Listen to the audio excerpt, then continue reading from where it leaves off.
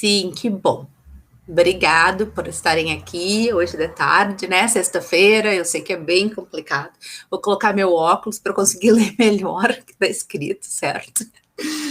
Então, hoje eu vim conversar com vocês um pouquinho sobre Soft Clio, né, nas aulas de inglês da educação infantil. Então, eu queria, antes de começar minha apresentação, ouvir ou ler aqui, né, um pouquinho sobre a experiência de vocês com Clio. Quem aqui já está familiarizado, né, com essa abordagem, com o que essa sigla significa? Sabrina diz. A Cailson diz que nunca ouviu. Boa tarde, Patrícia, tudo bom? Hello, Jorge. Alguns nunca ouviram. A Helena também coloca que nunca ouviu, né? A Sabrina diz que tem certificado em Clio. Very nice, you may help me. Ok. Tem gente dizendo que quer reciclar, nunca trabalhou. A Kátia tem um pouco de familiaridade, nunca ouvi. Clio não é, tem gente já colocando, né? What it stands for, né? Tem gente que trabalha, Simone trabalha com Clio, a Juliana, trabalha com Soft and Hard Clio, tem gente que nunca trabalhou. Ok. A gente hoje vai fazer uma introdução ao assunto, né? Uma abordagem bem resumida, mas eu vou dar alguns teóricos, algumas fontes onde vocês podem estudar mais sobre o assunto. A gente vem falando muito sobre isso, né? Tem gente que trabalha, então assim, vou fazer uma coisa bem básica, porque tem gente que nunca nem ouviu falar, e quem quiser ir acrescentando no chat, né, informações, adicionando, vai me ajudando, certo? Eu vou então agora compartilhar minha tela com vocês, e eu não vou conseguir ler o chat, tá? Então, eu vou pedir que vocês tenham paciência. No final, quando eu terminar aqui a minha apresentação, eu vou responder as perguntas, vou ler ali, certo? Então, vamos lá. Um pouquinho que eu tô abrindo aqui.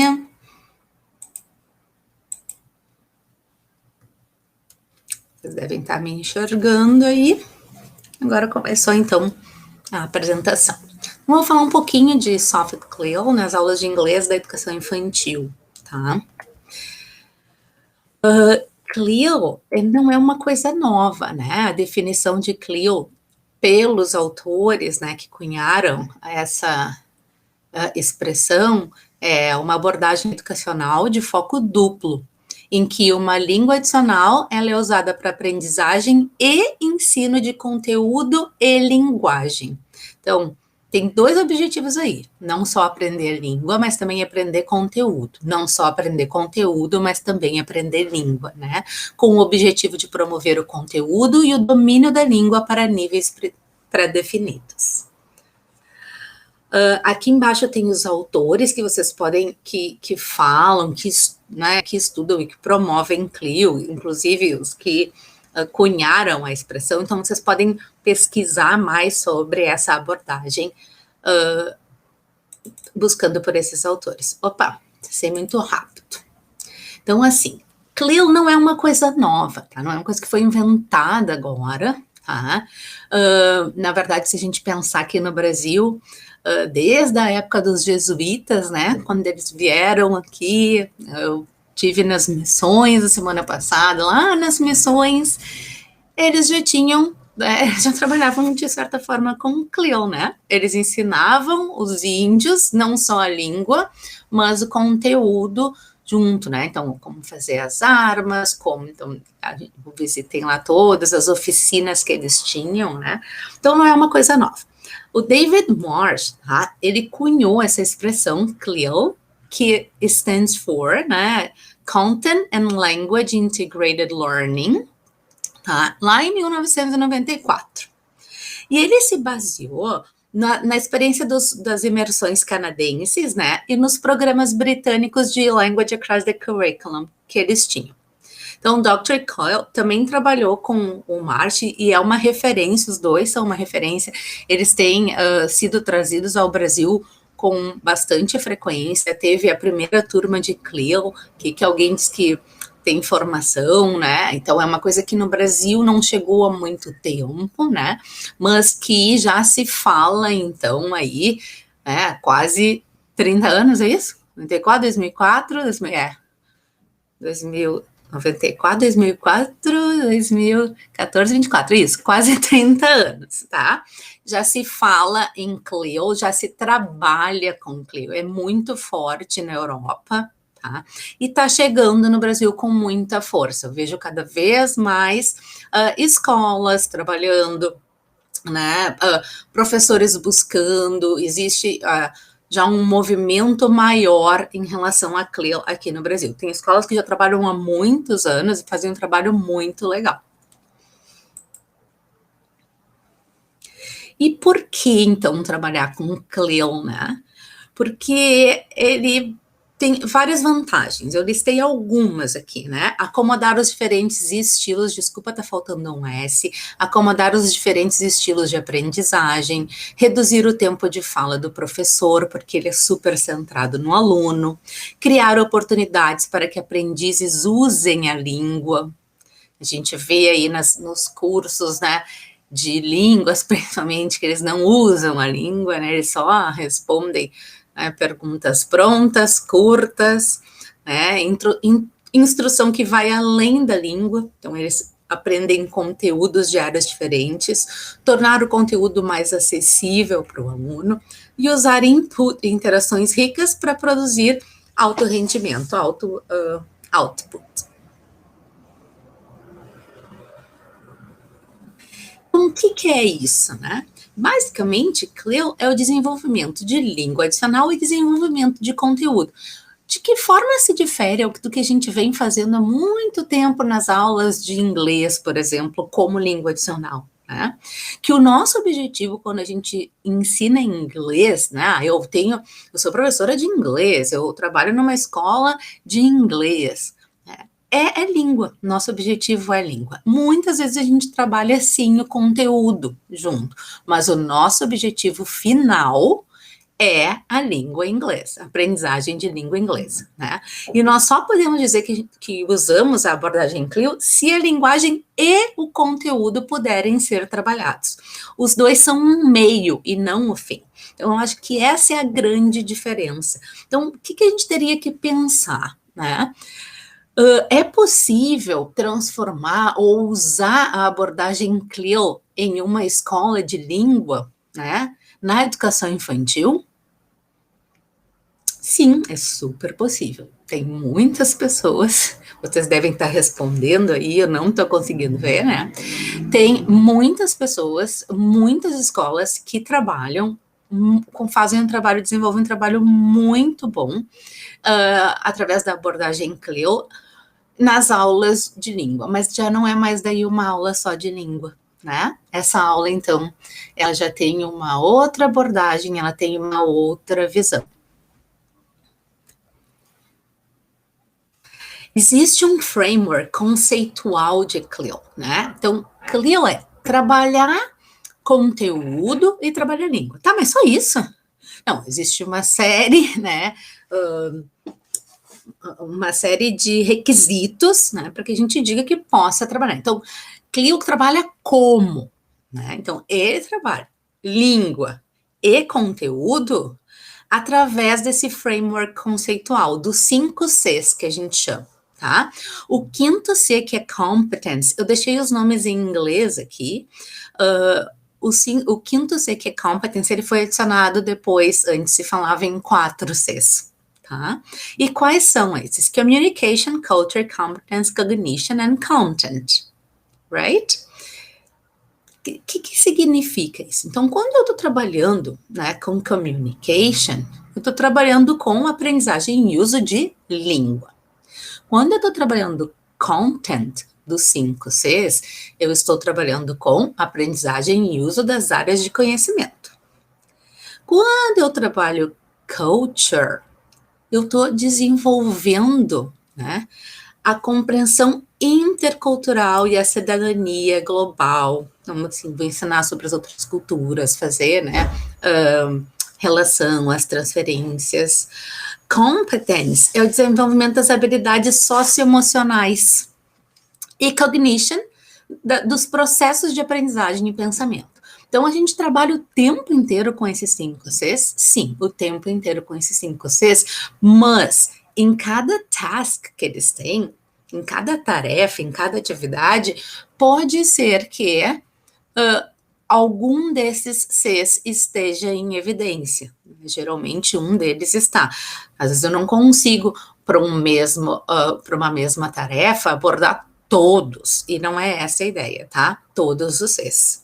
Mas dentro de uma abordagem CLIL, aquele projeto, aquele tema, aquele conteúdo, ele vai ser composto de diferentes tasks, diferentes tarefas, atividades, e essas atividades, então, tem que contemplar, de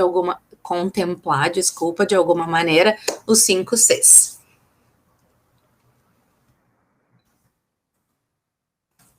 Próximo. Ixi, gente, sorry. Vamos voltar aqui. Quickly and fast to all the way down. Desculpa. Em vez de ir para o próximo, fui para o último. Aqui.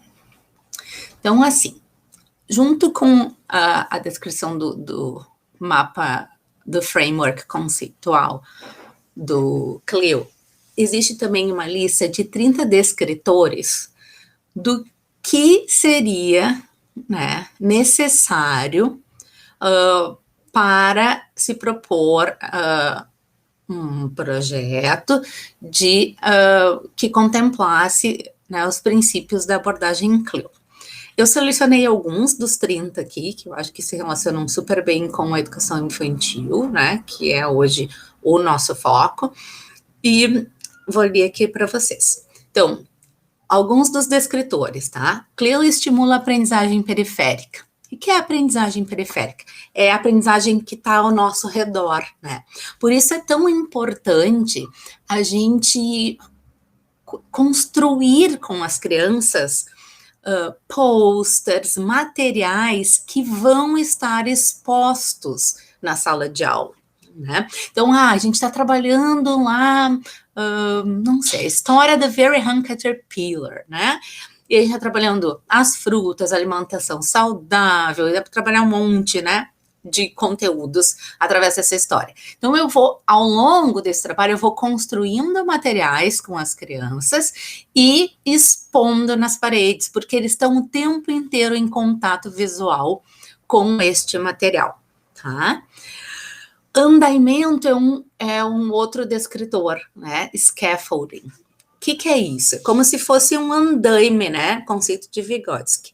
Então, assim, tem um andaime aqui, né? Um prédio, a criança é o prédio, o professor é o andaime. Então, a gente levanta o andaime, puxa a criança, né? Vai fazendo a criança crescer. Então, a gente vai estimulando, a gente está sempre junto, andando com esta criança para que ela evolua, né, para que ela possa progredir no seu processo de aprendizagem.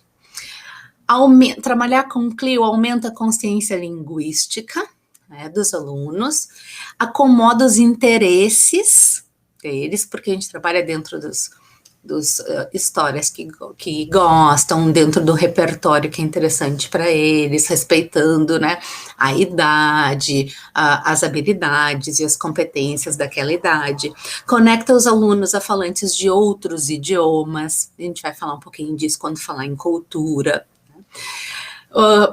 Traz para a sala de aula materiais e contextos autênticos, né? Trabalha basicamente com tasks, e ele é muito centrado no aluno. Então, tira aquele, né, protagonismo do professor. Só que quando a gente fala de crianças muito pequenas, eles ainda são muito dependentes do professor, né? Quanto maiores eles são, mais condições eles têm de mais autônomos eles conseguem ser, né, na realização das atividades. Então, quando eles são pequenos, educação infantil, 2, 3 anos, eles ainda são bastante dependentes. O que a gente tem que trabalhar, né? Essa autonomia.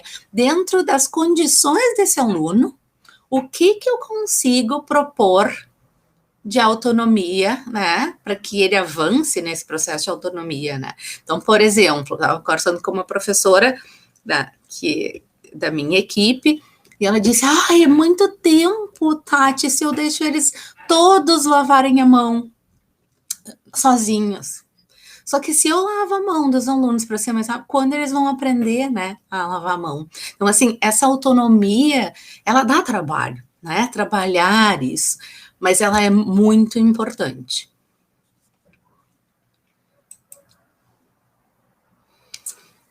Então, assim, eu já falei ali do mapa conceitual, já falei, né, dos preceptores. Então, agora a gente vai falar um pouquinho do Matrix do Clio. Então, o Clio, ele parte do princípio de que a gente tem que começar com atividades de baixa demanda linguística e baixa demanda cognitiva ao mesmo tempo, certo?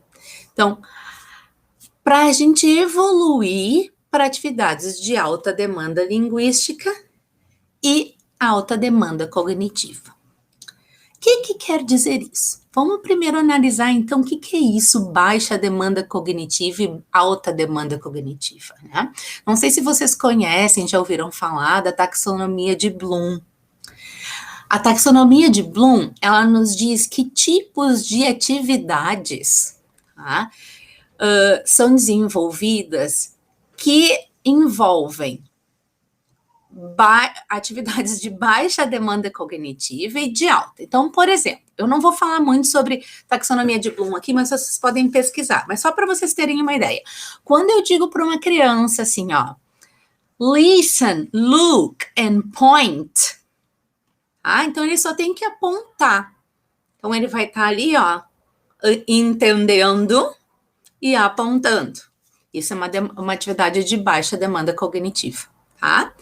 Quando eu digo para um aluno criar um show and tell, por exemplo, né? Vocês agora vão criar então um brinquedo para mostrar para os colegas e vão contar sobre esse brinquedo. Isso é uma atividade de alta demanda cognitiva. Nesse caso, pensando em Clio, é uma atividade de alta demanda cognitiva e de alta demanda linguística também. Certo? Eu vou parar um pouquinho, gente. Eu interrompo aqui o compartilhamento. Só um pouquinho, deixa eu voltar para minha tela. Só para saber, porque eu não consigo enxergar, se vocês estão conseguindo acompanhar. Tudo bem por aí? Só confirmem para mim aqui no chat.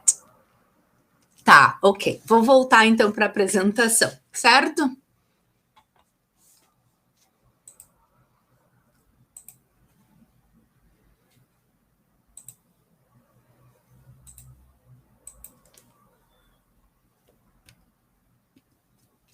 Ok, voltamos para o nosso Matrix, então. Então, assim, eu não posso propor para uma criança de educação infantil ou para qualquer outro nível, né, já um show and tell, sem ter antes trabalhado o que eu espero dessa criança no show and tell. Né? Então, se eu espero que ela faça um show and tell de um brinquedo, que ela crie um brinquedo, que ela explique sobre esse brinquedo, eu tenho que primeiro o quê? Trabalhar vocabulário em inglês de brinquedo, descrição de brinquedo, né? Estruturas. Eu tenho que mostrar, eu tenho que fazer eles lerem sobre isso, eu tenho que fazer que eles entenderem sobre brinquedo, o que é brinquedo, o que é o brincar, que tipos de brinquedo tem, certo? Para depois eles terem condições de fazer um show and tell. Isso é basicamente o que a gente faz, mas é importante a gente pensar sobre isso. E essa taxonomia de Bloom nos ajuda muito na hora de escolher as atividades que a gente vai fazer, porque às vezes a gente escolhe uma atividade sem pensar muito sobre ela, e na verdade a gente poderia ter escolhido uma outra que vai promover maior desenvolvimento da habilidade que ele precisa naquele momento. Eu sempre converso com os professores que eu coordeno, que eles trazem atividades de, vamos dizer assim, estão trabalhando, as crianças estão trabalhando toys. Eu estou falando muito sobre toys porque eu escolhi toys aqui como exemplo para dar para vocês, tá? Então, estão trabalhando sobre toys e as professoras dão atividades assim. Color the toys. Isso para desenvolvimento de demandas cognitivas, tá? Pode ser muito bom. Motora, muito bom. Ele aprende freio inibitório, que tem que, né? Faz parte do aprendizado. Então, primeiro eu tenho que pensar qual é o meu objetivo com essa atividade. Se o meu objetivo com essa habilidade, com essa atividade é desenvolver o movimento de pinça, por exemplo, da criança, pinça quando a gente pega o lápis, assim, né? Ou o freio inibitório que ele vai colorir, que eu quero que ele faça dentro do círculo, dentro do brinquedo. Perfeita a minha atividade. Se eu quero que ele tenha contato com o vocabulário de brinquedos em inglês, essa atividade não é boa. Essa atividade falha nesse sentido. Porque qual é o envolvimento linguístico desta criança com o vocabulário de brinquedos na hora que ela está pintando? Se eu entrego e digo para essa criança, pinta, não tem nenhum. Se eu transformo essa atividade de colorir em uma atividade de listening, okay, listen to me and then color according to what I'm saying. Então, color the big teddy bear yellow. Perfeito. Então, aí ele tem uma demanda, tá? Mas daí vai depender de uma outra coisa. Qual é a minha intenção em relação a atividades de baixa e alta demanda cognitiva? Essa atividade, ela vai se posicionar onde? Ela é uma atividade de baixa. Ela tem que entender o que eu tô falando, ela tem que entender o conceito de big and small, ela tem que entender o vocabulário de ursos de pelúcia, né? De brinquedos, cores, mas ela tá ali, ó, understanding, né? Então, ela ainda é uma atividade de baixa demanda cognitiva. Na educação infantil, depende muito da carga horária que a gente tem, que a gente trabalha. Muitas vezes a gente tem 30 minutos, 40 minutos, né? Então, é impossível trabalhar atividades de alta demanda cognitiva? Não, não é impossível. Só que o tempo que eu vou levar para chegar numa atividade de alta demanda cognitiva vai ser maior, porque eu tenho menos tempo de aula, tá? Só para vocês entenderem.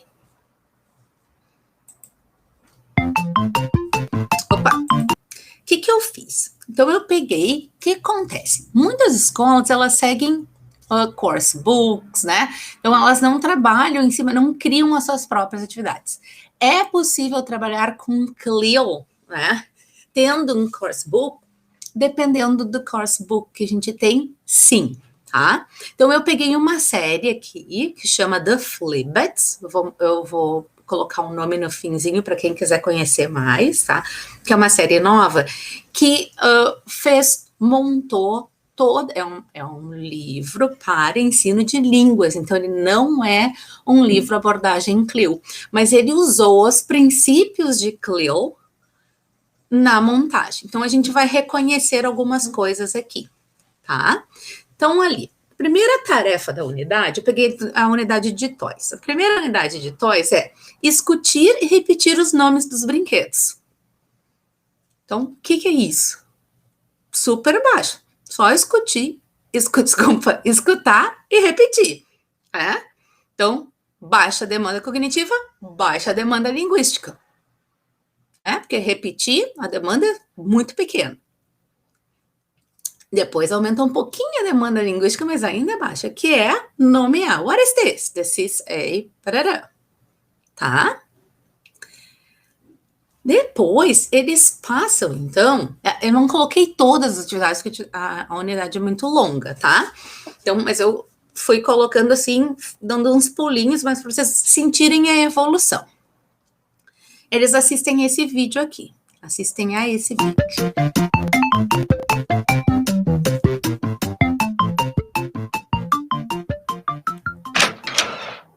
Hi, Zach. Hi, Grok. Hi, Plock. What a mess. Let's help Zach. Yes, let's tidy up. Thank you. Find my red ball, please. Here it is. Thank you. Now find my green ball. Here it is. Great. A red ball and a green ball. 1, 2, 2 balls. Okay. Now find my red teddy bear, please. Here it is, Zach. Thank you.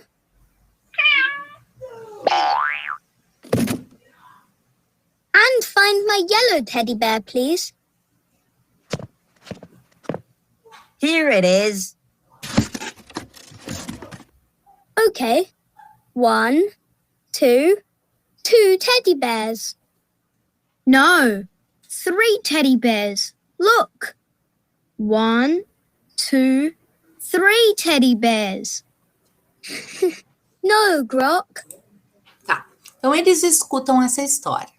O escutar uma história, a gente está trazendo o que para eles? Né? A gente está trabalhando lá embaixo em competence, estou pensando no frame conceitual, tá?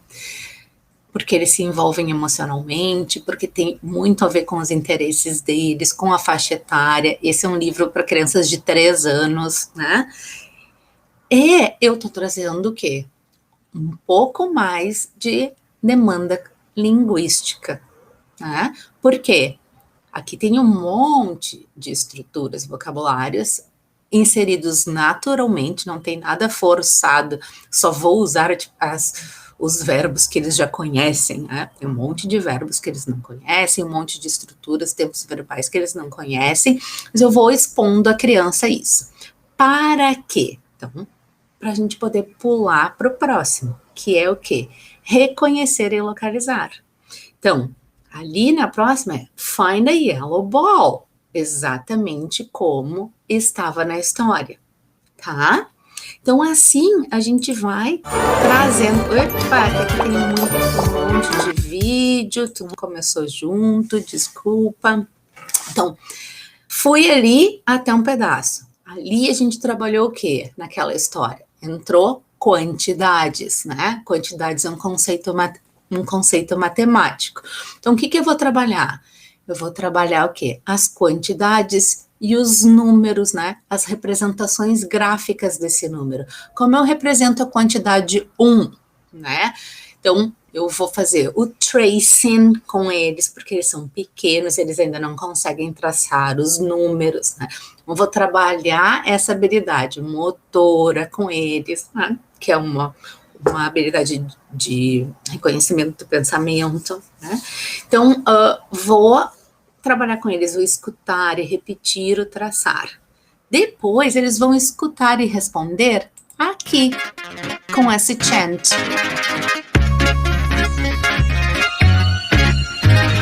One, two, three. Count with me.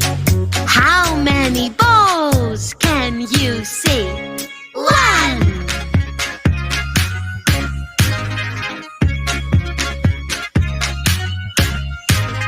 1, 2, 3. Count with me. How many dolls can you see? 1, 2.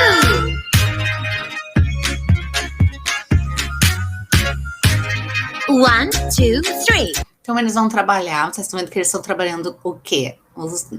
Qual o universo de números aqui? Os números de 1 a 3, tá? Depois eles vão, então, o quê? Contar várias vezes, tá? Aqui eles têm um vídeo 3. em que Count with me. eles trabalham a contagem também. 2, 3. Então, vocês viram, ali qual a diferença do primeiro para esse, né? No primeiro vídeo que a gente viu desse slide, eles estão trabalhando a quantificação, tá? Então, cai lá uma bola, 2 bolas, 3 bolas, eles estão contando. Aqui, nesse vídeo, que é de matemática, eles estão trabalhando o quê? A representação gráfica desse número, né? Não mais a contagem. Quando aparece 2, por exemplo, aparece o número 2 desenhado, né, em balão, na verdade, e depois o 3. Então, esse conceito ele é muito mais abstrato do que a quantificação, né? Ele é mais difícil da criança elaborar, aprender. What's this? It's a doll. Count with me. 1. 1 doll. Look, teddy bears. Count with me. 1, 2. 2 teddy bears. Look at the balls. Count with me. 1, 2, 3. 3 balls. Look, a book. It's a blue. Vou passar um pouquinho, tá? Eu vou passando assim para vocês verem, ó. Trabalha, então, agora a relação número, né? 1 doll. Representação gráfica com quantificação. Teddy Tá? bears. Então, ele vai trabalhando aqui os números e as quantificações, ó. 2 pencils. Tá? E aqui, onde está transparente, não sei o que aconteceu com a minha imagem, eles trabalham, então, a relação quantidade, representação gráfica dos números, tá? Através de uma atividade de trace, tá? Então, eles vão ligar, desculpa, de match, eles vão ligar, tá?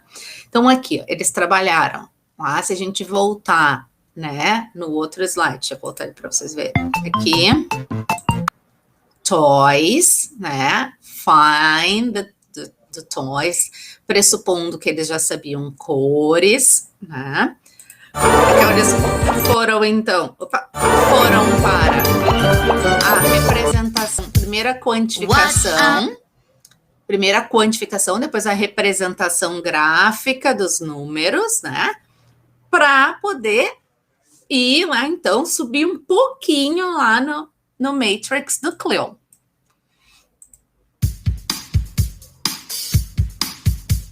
What a mess. Tidy up. Put it in the box.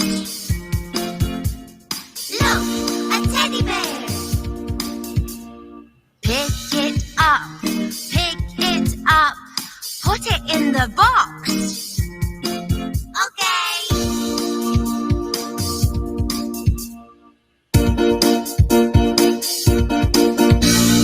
What a mess. Tidy up. Put it in the box. Look, a ball. Pick it up. Pick it up. Put it in the box. Yay!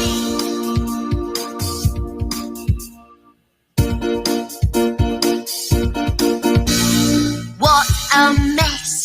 Tidy up. Put it in the box. Look, a doll.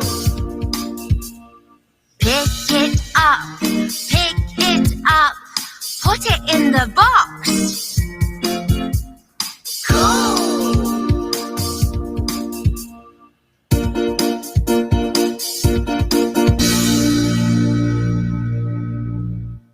Então, aqui, ó, ele já saiu ali da quantificação, né? Voltou para os brinquedos e adicionando o quê? Communication, né? Lá no, se a gente pensar nos 5 Cs, Competence and Communication. Por quê? Porque ele está ensinando outras estruturas a partir daquele vocabulário que ele tinha trabalhado, né? What a mess, put it in the box, né? Look, ok? Look, a ball, look, tarará. E aqui, então, eles têm que escutar novamente, né, a música e colocar para dentro do box, então, o que tinha ali no box. E depois, então, eles passam para uma atividade, para as atividades que têm maior demanda cognitiva e linguística. Tá? Que tipo de atividades a gente pode pensar dentro de um currículo de uma escola de língua, né, inglesa, que pode usar princípios do CLIL? Que tipo de atividade a gente pode pensar que tenha uma maior demanda cognitiva e linguística, né? Então, atividades que eles tenham que mostrar, criar e mostrar, né? O criar são atividades de maior demanda cognitiva, né? E o mostrar, contar, maior demanda linguística. Né? Então, show and tell é uma atividade muito boa para essa idade. Tá? Então, o que eles vão fazer aqui? Eles vão fazer um show and tell. Então, primeiro eles vão criar um varal dos brinquedos, que eles podem usar prompts que tem no próprio livro, ou criar o seu próprio, que vale ainda mais, né, adicionar a esses, e eles têm que mostrar e dizer o que é, né, apresentar esse varal, tá? E combina, então, com uma atividade de falar sobre os brinquedos, falar sobre as quantidades, onde a gente não vai demandar nenhuma estrutura específica, né, linguística, mas que ele vai poder colocar em prática ali o que ele aprendeu ao longo da unidade. E como a gente vai trabalhar a cultura? Por enquanto, a cultura não apareceu muito aqui, né? Então, a gente vai trabalhar a cultura através de histórias. Tá? Não só a cultura, não só culture ali no C, mas também competence and cognition, tá? Por quê? Porque eles vão trabalhar, né? Então, what is this toy? Então, uma coisa que a gente faz muito aqui nessa unidade é trazer brinquedos de outras... de crianças de outras partes do mundo, né? Quais são os brinquedos? Quem brinca com videogame? Quem brinca com bilboquê? Quem brinca com gamão? Então, assim, quais são os brinquedos que tem? Os brinquedos de hoje, os brinquedos do passado, os brinquedos que os pais deles usavam. Então, tudo isso envolve esses 3 Cs. Tá? Eu trouxe algumas ideias de títulos de histórias que podem ser trabalhados aqui nessa unidade, né, para continuar o trabalho com os outros Cs, certo? Então, assim, aqui eu quis trazer, assim, quis ilustrar um pouquinho de que forma a gente pode adaptar, né, e se apropriar dos princípios de CLIL para uma aula de língua inglesa, onde o fim não é CLIL, né, o fim é língua, né, o nosso objetivo é língua, mas que pode enriquecer esse trabalho de língua, né, através de, né, de inserir esses princípios do CLIL. Então, aqui, ó, os exemplos que eu trouxe são dessa coleção, The Flibbits. É uma coleção nova, então, da Express Publishing Brasil. Hoje eu estou aqui no nome da Express Publishing Brasil, agradeço o convite. Tá? Uma coleção, uma série de 3 níveis para educação infantil, que acabou de sair, uma série nova, né? Saiu esse ano. Então, tem todos os recursos, tem um aplicativo em realidade aumentada que eles trabalham junto com o livro, que é muito legal.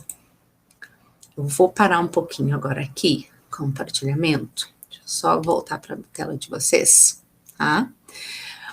Para ver o que vocês têm de perguntas aqui que eu possa ajudar.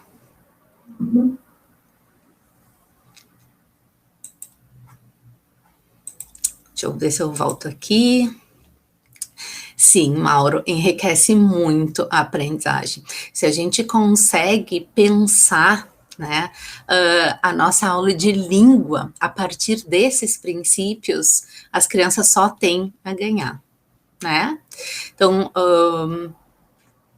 com audiolingual method. Não tem nada a ver com audiolingual method, porque eles não estão repetindo ali sem significado, né? É aquele exercício da gente repetir, né, com significado, com o que é de interesse da criança, não é aquele repetir mecânico, né?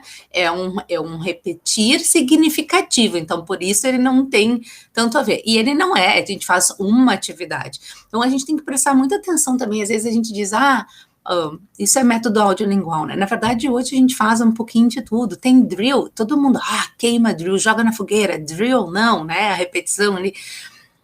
Mas, às vezes, num momento de aula de língua, é importante, sim, ter drill, né, ter a repetição. Então, a gente faz uso, a gente sabe que só isso não funciona, né, não tem significado nenhum, é uma coisa mecânica, mas a gente pode usar, como a gente está fazendo, usar os princípios de CLIL dentro da aula de educação infantil, também é legal a gente usar os princípios de coisas que já foram feitas, né, aqui. É um repetir contextualizado, exatamente. A Sabrina perguntou, e como podemos trabalhar com crianças não alfabetizadas ainda? Essas crianças são não alfabetizadas ainda, crianças de 3 anos, né? Então, a gente vai trazer, não precisa da alfabetização, não precisa da leitura e da escrita, né? A gente vai trazer esses conceitos para a nossa sala de aula, né? O Mauro está rindo do meu queima na fogueira. Desenhos, reconhecimento, né? Deixa eu ver o que mais aqui.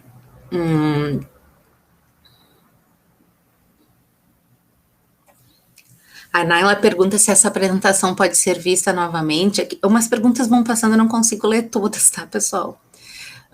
Sim, a Disal dispõe, eles acho que tem um tempinho ali, mas eles dispõem sim, tá? Eu vou voltar a compartilhar minha tela aqui com vocês, só para mostrar para vocês os meus contatos. Quem quiser saber mais sobre CLIL, quiser receber a apresentação, tá? Pode me pedir por e-mail. Aqui vocês têm o The Flibbits, essa coleção. Quem quiser conhecer mais pode acessar o site theflibbits.co.uk, certo? E aqui estão os meus contatos. Então, quem quiser me enviar uma mensagem no WhatsApp, me chamar ali no Insta, ou me enviar um e-mail, pedir a apresentação, eu compartilho os slides com vocês, tá? Quiser saber um pouquinho mais, porque hoje foi só uma apresentação, né? Tem gente já certificado aqui, que já conhece, né, todos esses princípios, já conhece o Matrix, já conhece o framework conceitual, né, mas eu acho que é sempre bom a gente pensar em formas. Então, o desafio hoje para mim era pensar a abordagem CLIL para uma língua, para uma sala de aula de língua inglesa, né, e eu acho que sim, é possível, e sim, a gente ganha muito com isso. Vou voltar aqui em vocês. Quero agradecer. Thank you very much for coming here today, ok? A gente se fala por aí e eu agradeço, então, em nome da Express Publishing Brasil, me coloco à disposição, vocês podem entrar comigo, certo? Falar comigo, entrar em contato, certo? Bye, thank you.